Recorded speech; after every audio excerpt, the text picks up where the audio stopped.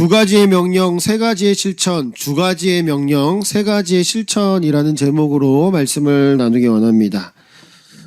사랑하는 여러분, 최근에 저희 집에서 아주 신비롭고 특별한 경험을 저희 가정이 하나 했습니다. 저희 집에서 이 달팽이를 지금 키우고 있거든요. 이 달팽이가 어디서 왔냐면 우리 성도님들이 이제 상추를 저희에게 이렇게 주신 적이 있는데 그 상추를 먹다가 달팽이가 2마리가 발견이 됐어요. 그래서 이 달팽이를 보고 저희는 그냥 이제 다시 이제 화단이나 이런 거에 놔주려고 했더니 이 아이들이 키워보자고. 그래가지고 달팽이를 이제 2마리를 키우게 됐습니다. 자기네들이 키우겠다 그래서 키우는 건데 아이들은 키우지 않고요. 저희 아내랑 제가 열심히 이제 애들을 돌보고 있는데 8월 달이 되니까 그 달팽이가 알을 낳았습니다. 제가 처음 알았어요. 달팽이 알을 처음 봤어요, 저도. 그래서 달팽이가 알로 태어난 줄은 사실 몰랐었습니다. 깨어나지 알들이 그 달팽이 그 사육하는 거 통도 만들어주고 이제 막 이렇게 해놓는 데가 있잖아요. 거기에 이제 알이 있는 걸 보고 온 가족이 다들 놀라가지고 달팽이가 알 낳았다고 막 그랬는데 제가 이 달팽이 알을 보면서 사실 많은 생각을 좀 했습니다. 이 조그만 알을 보면서 아직은 아무것도 보이지 않는 그 투명한 아주 작은 알이거든요. 근데 그 알 속에는 이미 달팽이의 이 생명이 거기에 담겨져 있다라는 것이죠. 그 알에서 태어나는 것은 무엇이겠습니까? 달팽이겠습니까? 독수리겠습니까? 달팽이겠죠.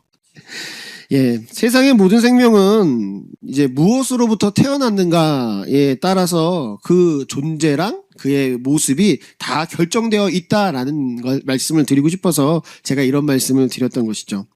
여러분, 그렇다면 저와 여러분들은 과연 무엇으로 태어난 사람들입니까? 우리가 다시 태어난다, 거듭난다 라고 이야기하지 않습니까? 믿는 자들은 태어나게 되는데 다시 거듭나게 되는데 무엇으로 태어났다고 우리는 말하고 있습니까? 오늘 본문의 말씀에 앞선 야고보 사도는 이 18절에 이렇게 우리가 어떻게 태어났는지를 설명해 주고 있습니다. 18절 말씀입니다. 우리 다 같이 한번 고개를 들어서 한번 읽어보도록 하겠습니다. 시작. 그가 피조물 중에 우리를 첫 열매가 되게 하시려고 자기의 뜻을 따라 진리의 말씀으로 우리를 낳으셨느니라. 아멘. 그러니까 여러분, 우리를 어떻게 하나님이 낳으셨다고요? 다시 거듭났는데 우리는 하나님의 진리의 말씀으로 우리가 거듭났다라는 거예요. 그러니까 믿는 자들의 존재는 어때요? 내 의지나 세상의 어떤 혈통으로 민족으로 이루어진 존재가 아니라 하나님의 주권적인 뜻을 따라서 오늘 나타난 말씀처럼 진리의 말씀으로 우리를 새롭게 낳아주셨다, 거듭났다라고 우리가 이제 볼 수 있다라는 것이죠. 달팽이의 알 속에서 달팽이의 생명이 담겨 있듯이 하나님의 말씀으로 거듭난 다시 태어난 우리는 우리 안에 하나님의 생명과 그의 본성이 담겨서 우리는 있어야 한다라는 것을 말해주고 있는 것입니다. 그렇게 우리는 하나님의 말씀을 사모하여 듣고 그 말씀의 원리대로 살아가는 것이 우리에게 너무나도 당연한 생명의 법칙이라는 것이죠. 말씀으로 다시 태어난 사람의 생명의 법칙이다라는 것이죠. 그러면 진리의 말씀으로 거듭나는 새 생명을 얻은 우리는 삶의 현장에서 어떤 모습으로 살아가야 할까요? 이 말씀에 다시 태어난 말씀으로 거듭난 우리가 어떻게 살아가야 할 것인지에 대한 이야기를 이제 우리가 읽은 19절부터 27절까지의 말씀을 통해서 이 사도 야고보가 우리에게 말해주고 있다라는 것입니다. 그 말씀을 잘 살펴보면 2가지의 명령과 3가지의 구체적인 실천에 대한 모습을 우리에게 제시해 주면서 말씀으로 낳은 자들이 그 생명력을 어떻게 바라는지 에 대한 것을 우리가 살펴볼 수 있고 오늘 이 시간에 그 말씀을 한번 나눠보기 원합니다.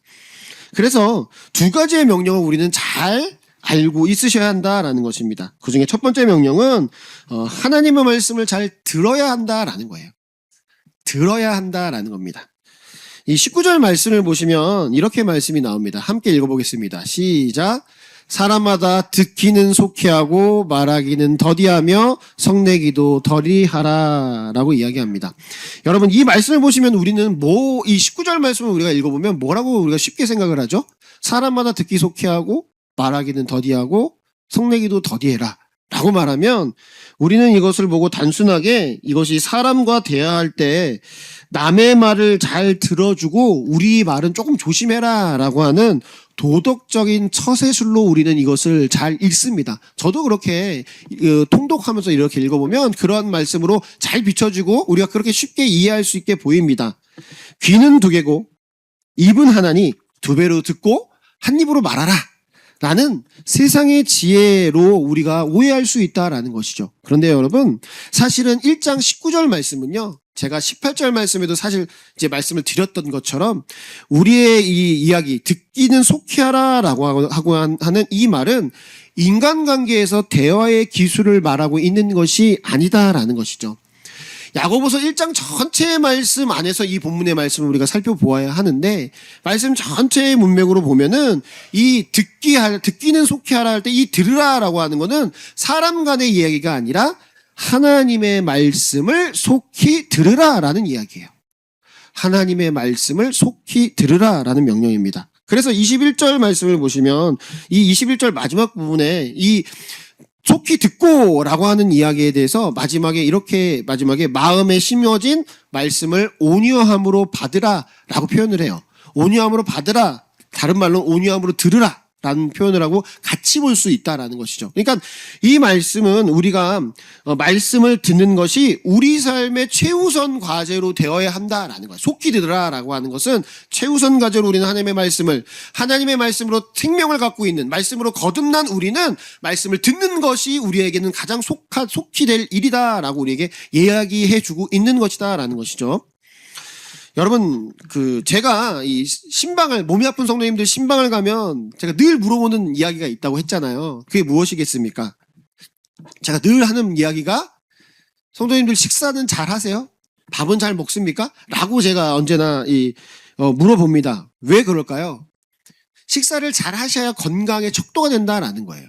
그러니까 반대로 얘기하면 건강한 사람들의 특징은 언제요? 때가 되면 배가 고프고 무엇을라도 잘 먹습니다. 주어진 대로 잘 먹는 사람이 건강한 사람의 특징 아니겠습니까? 이거는 이거대로 맛있고 또 저건 저거대로 맛있고 라고 생각한다라는 것이죠. 근데 몸이 심하게 아프신 분들은 어때요? 아무리 그 사람이 좋아하는 거, 맛있어 하는 거, 즐거 먹는 거, 이 모든 것들을 갖다 주어도 그거를 잘 드시질 못해요. 먹고 싶지도 않고 드시지 않는다라는 것이죠. 그런 분들이 이제 건강에 이제 많이 문제가 좀 있으시게 되는 것이죠. 그런데요, 이러한 우리의 몸의 상태, 이제 먹는 거에 대한 이 건강의 척도가 나오는 것처럼 우리의 영적인 상태도 사실은 그와 아주 유사하다라는 것이죠. 이 하나님의 말씀은요, 어떻게 보면 우리에게는 영혼의 이런 식사와 같은 거예요. 말씀을 듣는다라는 것은 말씀을 받아 먹는다라는 의미랑 어떻게 보면 아주 일맥상통한 의미가 있다라는 것이죠. 영적으로 건강한 성도는요, 하나님의 말씀을 들으면 어떻게 할까요? 듣고 또 듣고 싶어 한다라는 거예요. 그러니까 똑같은 말씀을 우리가 들으면 똑같은 야고보서 1장 19절에서부터 27절 말씀을 우리 성도님들 한 번만 들으신 거 아니잖아요. 이번 처음 듣는 이야기 아니실 거라고 저는 생각을 해요. 들어도 두세 번, 많으면 수십 번 이야기를 들으셨을 거다라는 것이죠.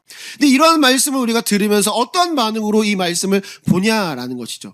야, 이게 예전에 들었던 말씀인데 이 말씀 똑같은 말씀이겠지라고 생각하시는 분들이 있고, 똑같은 말씀임에도 불구하고 나에게 또 다른 은혜가 있다라고 기뻐하시는 분들이 있다라는 것이죠.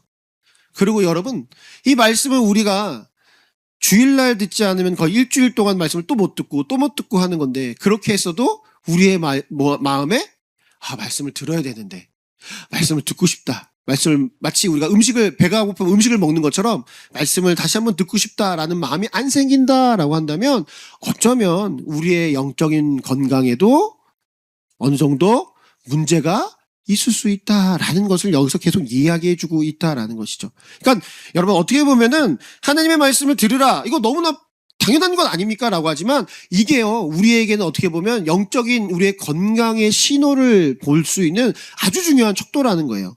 말씀을 우리가 안 들었어요. 지난주에 예배를 못 드렸어요. 그럼 다음 주에는 반드시 예배를 드려야 되는구나. 드리지 않으면 참 내가 참 힘들구나 하는 걸 느끼시는 분들이 건강하신 분들이고, 말씀을 지난주에도 안 들었는데 이번 주도 안 들어도 참 편하고 좋다 이러시다면 그 몸은 건강하고 좋을지 모르셔도 영혼에는 계속해서 이 말씀에 대한 온전한 건강함이 사라지고 있다라는 것입니다.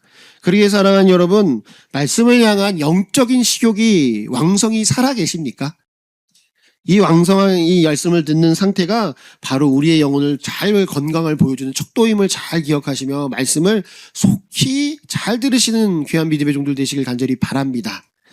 그런데 여러분, 이 말씀을 때 사도 야고보가 어떻게 이야기를 하냐면, 말씀을 속히 들으라라고 하면서 말씀에 대한 이야기를 할 때 하나님의 말씀을 듣지 못하게 하는 방해 요소를 제거하라고 표현을 합니다. 그러니까 오늘 말씀을 보시면 말씀을 들으라라고 하는 것은 아주 짧고 단순하지만 그것을 막는 방해 요소에 대한 이야기는 많이 이야기하고 있는 것을 보게 돼요. 그래서 이 명령 안에 따라오는 것이 하나 있는데 그게 뭐예요?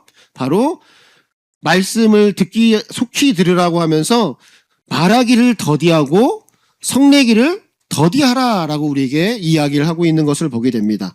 말하기를 더디하는 것, 성내기를 더디하는 것, 이것은 사실 두 가지가 뿌리가 같다라는 것이죠. 이 말하는 걸 적당히 하고 그다음에 성내지 않는 것, 이것은 이 한 가지의 뿌리에 들어가는 건데 이것이 바로 뭐냐면 듣지 못한다라는 것에 담겨져 있다라는 것이죠. 여러분, 말을 많이 하는 사람들 그리고 화를 막 내는 분들의 특징이 뭘까요? 남의 말을 잘 듣지 못합니다. 제가 아는 어떤 목사님이 계신데 이 목사님이 굉장히 박학다식하세요. 그래서 이 목사들끼리 이제 목회자들끼리 모이는 일들이 있어서 같이 모이면 이제 모르시는 게 없는 거예요. 이렇게 얘기를 하다 보면. 근데 처음에 이제 누군가 뭔가를 딱 꺼내면 그 분야에 대해서 이제 줄줄줄줄 이제 이야기를 하시는 거죠. 그래서 처음 이야기를 꺼내신 목회자보다 더 많은 이야기를 하시게 되는 것이죠. 그래서 모임을 하고 집에 돌아가면 기억에 남는 게 그 목사님이 이렇게 저렇게 얘기하신 것만 기억에 남을 때가 있습니다. 내 안에 할 말이 가득 차 있고 내 생각과 내 겸해가 가득 차 있는 것은 우리에게 말이 많다라는 것이고, 그러면 하나님의 음성을 들을 공간이 조금씩 사라지고 있는 것을 볼 수 있다라는 것입니다. 더 나아가 이 말의 과잉은 결국에는 분노로, 성냄으로 우리의 삶으로 이어지게 되게 되는 것을 보게 됩니다. 화난 사람들의 특징이 상대방 말을 전혀 듣지 않으려 하고 행동하는 것이 이 성내는 사람들의 특징 아니겠습니까? 그래서 이제 말싸움하는 사람들이 가장 잘하는 행동이 뭐예요? 말싸움 잘하는 사람들이 가장 잘하는 행동, 서로 말을 막 끊어버리는 거죠. 내가 이렇게 말하면 그러면서 말을 끊고 또 자기 얘기하고, 그러면 또 서로 막 말을 끊고 자기 얘기를 하는 게 이 싸움의 특징 아니겠습니까? 제가 얼마 전에 이 트럼프 대통령하고 젤렌스키 대통령 서로 이 생방송 중에 이제 막 말싸움하는 것을 제가 봤거든요. 외교관 서로 외교적 사절로 두 사람이 있었음에도 불구하고 막 흥분하니까 어떻게 하죠? 막 서로 얘기를 막 끊으면서 막 얘기를 해요. 근데 그게 엄청난 외교적 결례라는 거죠. 그럼에도 불구하고 화가 나니까 어떻게 해요? 상대방 말 안 듣습니다. 안 듣고 막 이야기하고 자기 얘기하고 자기 주장만 한다라는 것이죠. 이렇게 말씀을 듣지 못하고 성내는 사람들은 무엇을 이루지 못한다고 오늘 본문에 경고하고 있습니까? 20절 말씀을 보시면 이렇게 이야기하고 있습니다. 20절 말씀입니다. 함께 읽겠습니다. 시작. 사람이 성내는 것이 하나님의 의를 이루지 못함이라. 아멘. 그러니까 하나님의 의를 이루지 못한다라고 표현하고 있다라는 것이죠. 이 하나님의 의는 마태복음 3장 15절에 나타난 말씀과 동일한 하나님의 의다라는 것이죠. 마지막으로 한 번 더 읽어보겠습니다. 시작. 예수께서 대답하여 이르시되 이제 허락하라. 우리가 이와 같이 모든 의를 이루는 것이 합당하니라 하시니 이에 요한이 허락하는지라. 아멘. 여기서 나타나는 하나님의 의와 이 예수님께서 의를 이룬다라는 것과 동일한 의미를 감당하고 있는데, 마태복음 3장 15절에 나타나고 있는 이 모든 의가 무엇을 말하는 것이겠습니까? 예수님께서 세례를 받으시려고 세례 요한에게 찾아가셨을 때 세례 요한이 이렇게 보니까 예수님이 세례를 받으실 게 아니라 내가 세례를 받아야 될 입장이다라고 생각을 해서, 나는 세례를 줄 수가 없고 오히려 예수님이 날 세례를 주셔야 되는 것 아닙니까? 라고 물었을 때 예수님이 15절 말씀을 통해서 모든 것을 허락하라라고 말하며 모든 이와 같이 하여서 모든 의를 이루는 것이 합당하다라고 이야기하셨다라는 것이죠. 이 예수님이 자신이 세례를 받으실 때 자기를 낮추고 온유함으로 순종하심으로 의를 이룬 것처럼 우리는 하나님의 백성으로 살아가면서 낮춤과 겸손과 온유함으로 하나님의 뜻을 이루어내는 것이 우리의 삶이다라는 것이죠. 그런데 우리가 성을 내기 시작하면 어떻게 될까요? 분을 내기 시작하면 그 하나님의 말씀을 듣고 의를 이루는 것이 아니라 내 자존심, 내 고집, 내 의를 세우기 위해서 성을 낸다라는 것이죠. 그러면 우리는 하나님의 의를 온전히 올바르게 이룰 수 없다라는 것입니다. 그러기에 사랑하는 여러분, 이 야고보가 이야기하는 것이 무엇이겠습니까? 단순히 인격을 도모하자, 좋은 사람이 되자, 화내지 않고 언제나 웃는 사람이 되자라는 것이 아니라 내 안의 성냄과 내 고집, 내 주장을 내어버리지 않고는 결코 하나님의 말씀을 온전히 들을 수 없기 때문에 우리는 성내는 것을 멈춰야 한다라고 야고보가 우리에게 강하게 말씀하고 있다라는 것입니다. 내 마음의 분노, 내가 지금 하는 말이 많아지게 되면 결국에는 우리는 하나님의 하늘의 음성이 우리 안에서 차단되고 들을 수 없게 된다라는 것이죠. 그래서 마지막 야고보서 1장 21절 말씀을 보시면 이렇게 우리에게 표현하고 있는 것을 우리가 볼 수 있습니다.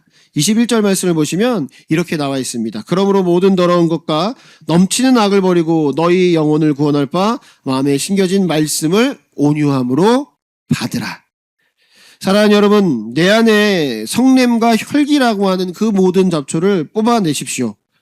예수님처럼 나를 낮추는 온유한 마음으로 오늘 나에게 주시는 하나님의 말씀을 속히 겸손히 듣는 믿음의 성도님들 되시길 간절히 축원합니다.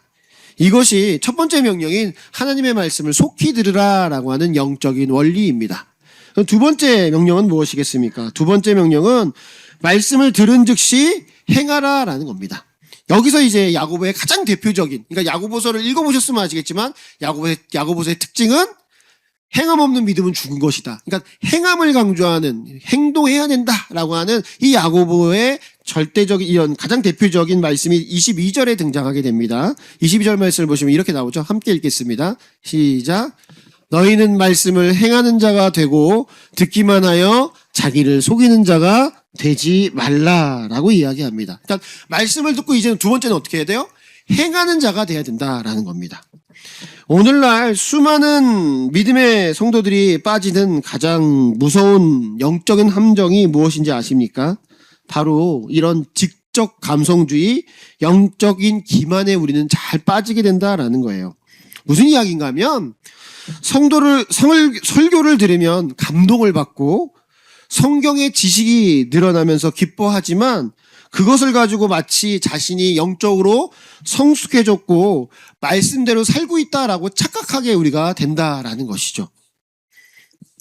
말씀을 들으면서 감동하기도 하고 지식도 늘어났으니까 이것으로 이제 자기는 영적으로 잘 살았다라고 생각한다라는 것이죠. 그러나 그것은 22절 말씀을 보시면 자기를 속이는 자가 되는 것입니다.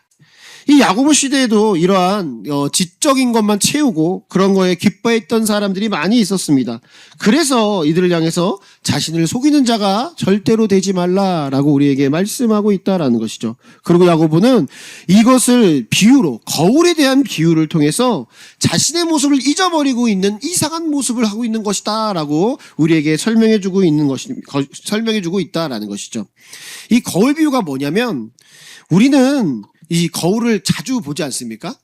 저희들 이제 나오기 전에, 외출하기 전에 우리는 늘 한번 거울을 자주 보고 나오게 됩니다. 저도 이 설교하기 전에 먼저 이 거울을 봅니다. 그러니까 제 방에서 거울이 2개가 있어요. 그래서 거울을 전신 거울도 보고 얼굴 거울도 이렇게 보거든요. 이 보는 이유가 뭐겠습니까?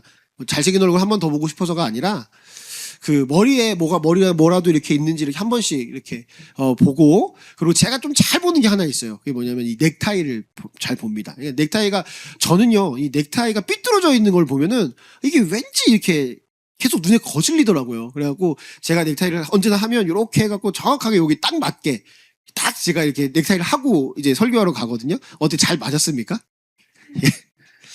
이렇게 거울을 우리가 보면서 내 모습이 어떤지, 내가 혹시 뭐가 묻었는지를 이렇게 본다라는 것이죠. 근데 야고보서가 쓰여져 지었던 1세기에도 이 거울이 있었습니다. 그 거울도 용도도 똑같아요. 이제 보는 거예요. 근데 단지 우리가 보는 거울과는 조금 달랐다라는 거죠. 우리가 보는 거울은 유리를 이렇게 갈아가지고 보면 한 번에 잘 보이는 거울이에요. 잘 보여져. 뭐가 묻었는지, 뭐가 이렇게 티가 났는지 이걸 잘 볼 수 있는 거울입니다. 그래서 한번 딱 보면 이게 삐뚤어졌구나, 뭐가 묻었구나, 이런 게 순간순간 탁탁탁 보여요. 그런데 1세기의 거울은 이 유리 거울이 아니라 청동 거울입니다. 청동 거울이라서 청동으로 갈아서 이 거울을 만드는데, 이 박물관에서 이 청동 거울을 보신 분들은 알겠지만 이 모습이, 이 청동 거울이 우리가 생각하는 거울처럼 머리를 반짝 잘 보이는 것이 아니라 희미하게 우리에게 이 거울이 비춰진다라는 것이죠. 안 비치는 건 아닌데 희미하게 보이니까 그것을 가지고 어떻게 해요? 그 당시에는 거울을 굉장히 가까이, 그리고 오래 세밀하게 들여다 보아야만 자신의 이런 얼굴에 뭐가 묻었다든지 옷에 뭐가 문제가 있는 오점을 잘 파악할 수 있었다라는 것이죠. 그러니까 거울을 유심히 보고 자신의 얼굴이나 모습에 잘못된 것을 파악해놓고, 그 사람이 만약에 그 묻은 것을 그대로 뭐가 묻었네 하고 그것을 알았음에도 불구하고 그대로 외출을 한다면 어떻겠습니까? 그대로 외출을 하는 사람이면 그 사람이 이상한 사람이다라는 것이죠. 현대 시대는 거울이 잘 보이니까 보고 슬쩍 넘어갈 수도 있다고 치지만 1세기의 거울은 제가 말씀드린 것처럼 세밀하게 이것저것 잘 보면서 자기가 거울을 비춰봐야 얼굴이 잘 보인다는 거죠. 그러니까 잘 보고 오래 봤음에도 불구하고 티에 이 얼굴에 뭐가 묻은 것을 보고 그냥 가버리면 이상한 것처럼 하나님의 말씀을 그렇게 잘 듣고 이해하고 잘 공감했으면서 그것을 행동으로 옮기지 않는 것이 마치 야고보 사도가 볼 때는 거울을 그렇게 오래다 쳐다보고 그냥 외출하는 사람과 똑같다라고 우리에게 이야기해 주고 있다라는 것입니다. 우리가 하나님의 말씀을 들을 때마다 우리는 말씀을 자세히 듣습니다. 마치 청동 거울을 들여다보듯 말씀을 깊이 묵상하고 이해하려고 하고 공감하기도 합니다. 은혜 받기도 합니다. 말씀을 들으면서 나의 죄된 모습을 깨닫고 내가 그걸 참 잘못했지 라고 고개를 끄덕이게 됩니다. 그러나 정작 거울 앞에서 자신의 모습을 다 확인한 이후에 삶의 현장으로 나갈 때는 그 잘못된 부분들을 고치지 않고 그냥 외출하는 이상한 사람처럼, 우리가 말씀을 듣고 감동하면서 우리가 은혜 받았다라고 얘기하면서 우리 교회 문을 받고 나갈 때는 우리의 삶과 행동이 조금도 틀리지 않은 채 우리가 삶을 돌아가게 산다면 이것은 말씀을 듣고 거울을 보고 그 거울을 제대로 쓰지 못한 사람과 같다라고 야고보가 이야기하고 있다라는 것입니다. 그러기에 야고보는 이것이야말로 스스로를 속이는 영적인 사기며 아무런 열매를 맺지 못하는 그런 지적인 감성주의라고 단언하고 있다라는 것입니다. 그래서 이 사도 야고보는 25절에 다시금 뭐라고 권면하냐면 이렇게 권면합니다. 25절 말씀입니다. 함께 읽겠습니다. 함께 시작. 자유롭게 하는 온전한 율법을 들여다보고 있는 자는 듣고 잃어버리는 자가 아니요 실천하는 자니 이 사람은 그 행하는 일에 복을 받으리라. 아멘. 그러니까 오늘 이 25절 말씀을 보시면 이 바울이 강하게 권면하는 것이 무엇입니까? 듣고 잃어버리는 자가 아니고 실천하는 자가 되어라라는 것을 강하게 이야기하면서 야고보는 이 일, 이렇게 말씀을 보고 은혜를 받고 그리고 그것을 행하는, 그 말씀대로 살아가는 그 행하는 일을 하는 사람들이 무엇을 받으리라고 표현하고 있어요? 복을 받으리라라고 약속하며 이야기하고 있는 것을 우리가 볼 수 있습니다. 그러니까 사랑하는 여러분, 우리는 지적 감성주의 그런 영적 교만을 깨트리시는 귀한 믿음의 종들 되시길 바랍니다. 설교를 듣고 와, 내가 정말 은혜 받았어, 감동 받았다, 그것이 내가 순종했다라고 착각하시면 안 된다라는 거예요. 말씀을 듣고 은혜를 받았으면, 말씀을 듣고 감동을 받았으면, 말씀을 듣고 이게 내가 죄구나라는 걸 깨달았으면 어떻게 돼요? 즉시 그것을 고치고 살아가고 이루어가는 삶을 우리가 살아야 하나님이 약속하신 보관에 들어가 있다라고 우리에게 말하고 있다라는 것입니다. 사랑하는 여러분, 들은 말씀대로 기쁨으로 행하여 하나님의 약속하신 이 신령한 복의 현장에서 그 복을 누리시는 그런 귀한 믿음의 종들 되시길 간절히 축원합니다. 그럼 두 가지의 명령이 뭐예요? 말씀을 잘 들으라는 거예요.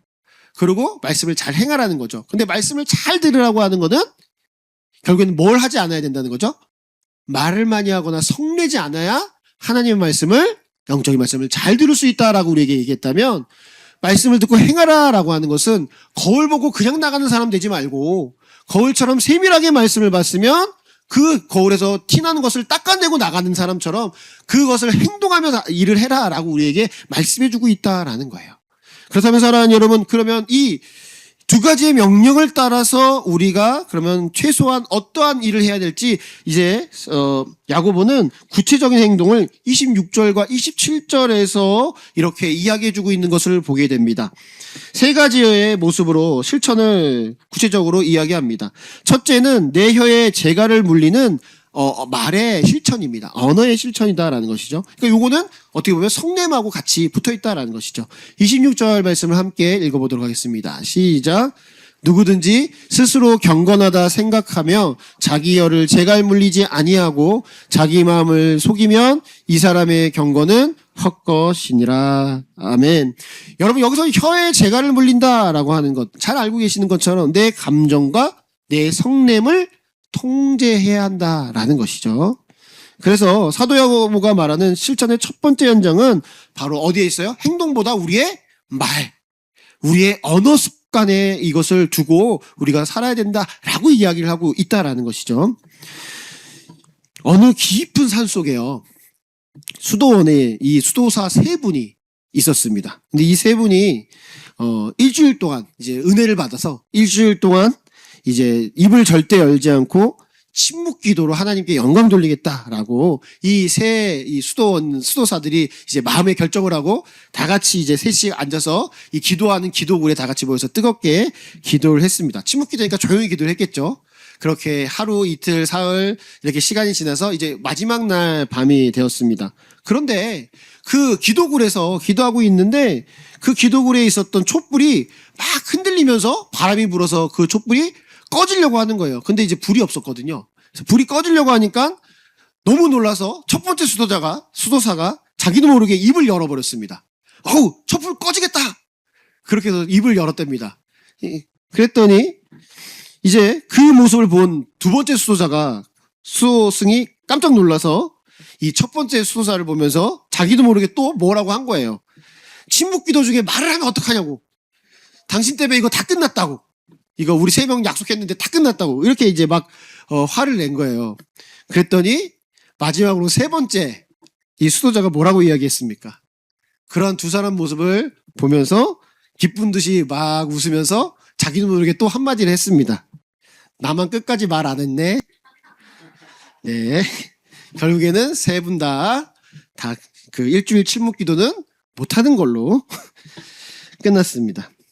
제가 만든 이런 우스운 이야기이지만 바로 이러한 것이 사람의 모습 아닐까요? 남의 말 실수는 눈에 불을 켜고 지적을 하면서 정작 자기 입에서 나오는 말은 얼마나 통제가 안 되는지 우리는 잘 알 수 있다라는 것이죠. 야고보 사도가 26절에 경고하는 것이 바로 이것입니다.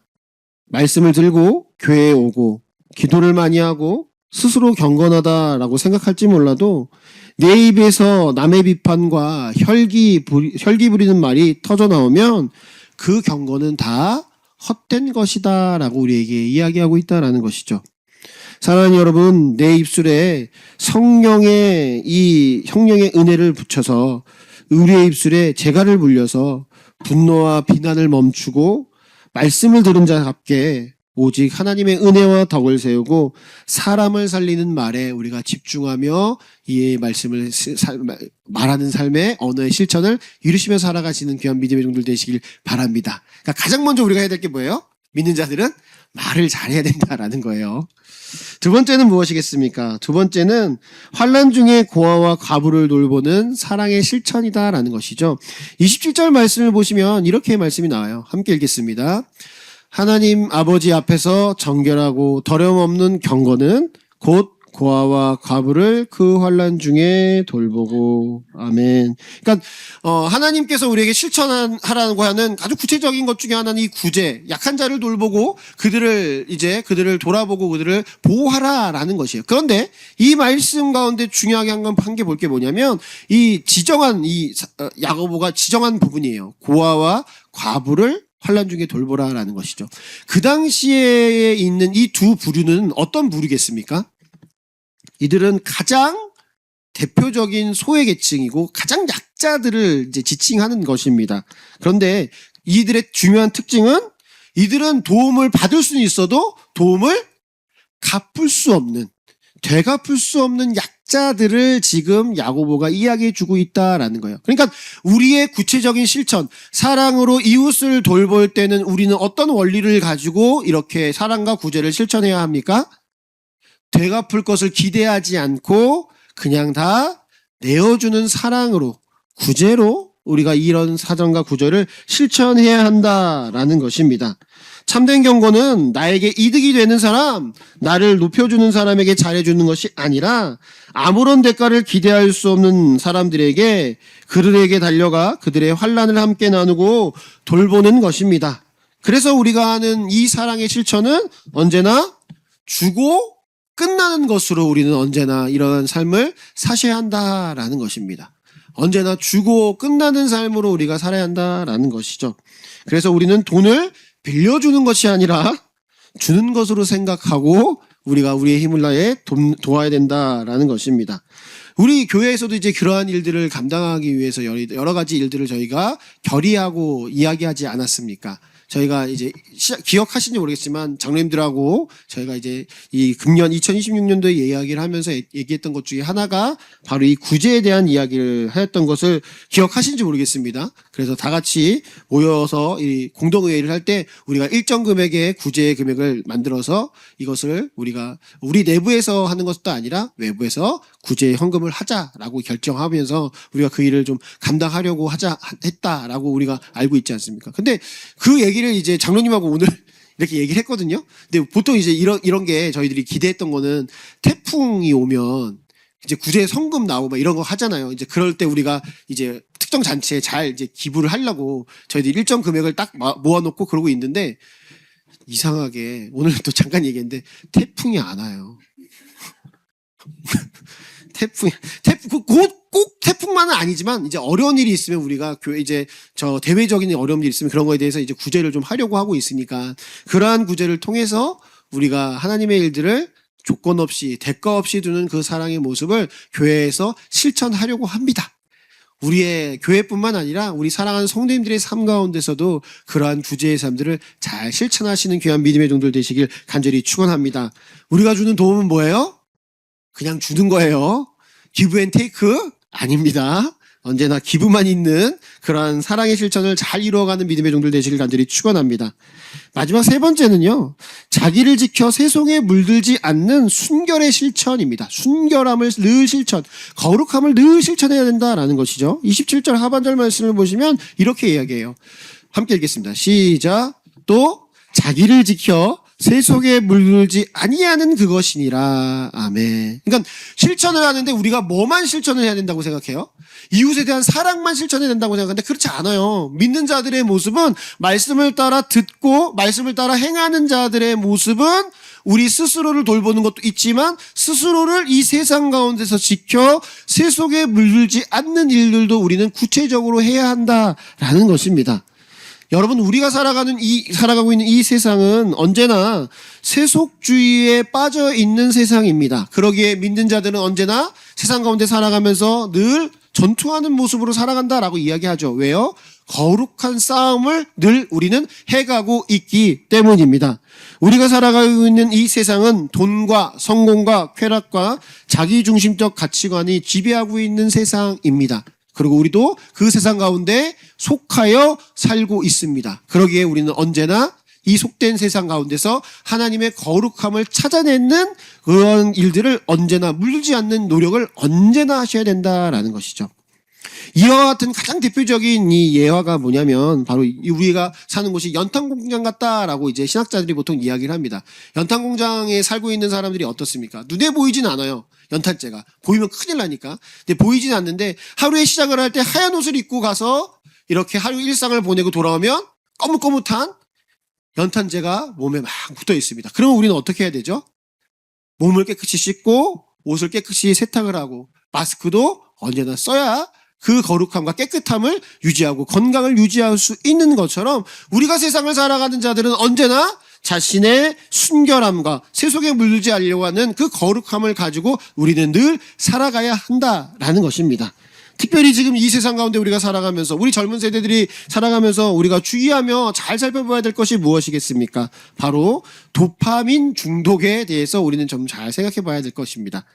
요즘에는 우리 젊은 세대들이 도파민이라고 하는 짧은 시간에 확 자신이 쾌락, 기쁨이 막 올라오는 그 도파민에 많이 우리는 오염돼 가고 있습니다. 그래서 요즘에는 영상을 봐도 10분 이상 되는 영상을 잘 못 본다고 해요.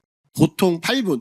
점점점 줄어들어서 요즘에는 15초, 10초, 1분 요 정도의 영상만을 계속 보면서 살아간다라는 것입니다.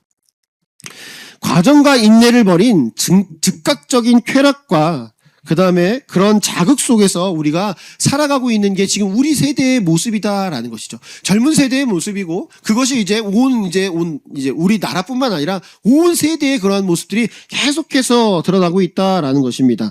그러기에 우리의 깊은 생각과 묵상은 사라지고 작은 고난도 견디지 못해서 낙심하고 분노하는 영적인 상태에 우리가 빠져 있을 수 있다라는 것입니다. 사랑하는 여러분, 하나님의 말씀을 들을 때조차 우리의 뇌가 도파민의 자극에 길들여져 있다면 우리의 진리의 말씀이 지루하게 되고 영적인 감각이 마비되어 버릴 수 있습니다. 세상 사람들과 똑같이 자극과 쾌락과 물질의 도파민을 쫓아 살아가고 있다면 우리의 영혼은 연탄가루가 새까맣게 묻어버린 모습과 동일하다라는 것이죠. 사랑하는 여러분, 이 연탄공장 같은 세상 속에서 어떻게 나를 지킬 수 있겠습니까? 이러한 도파민의 모든 것들, 헛된 자극과 쾌락의 모든 것들을 끊어내시고 매일 말씀과 기도로 우리의 영혼을 씻어내시는 그런 귀한 믿음의 종들 되시길 간절히 축원합니다. 좀 말씀을 듣고 기도하고 말씀을 듣고 기도하는 그런 정결하고 순결한 삶을 유지할 때 우리가 이 세상 가운데서 세속을 물들지 않는 순결한 우리의 신앙을 지켜낼 수 있을 것입니다. 그것을 기억하며 우리가 이 두 가지의 명령과 세 가지의 실천을 잘 이루어나서 하나님 앞에서 정결하고 순결한 삶을 유지하며 승리하며 살아가시는 귀한 믿음의 종들 되시길 간절히 축원합니다. 오늘 말씀 놓고 함께 기도하겠습니다.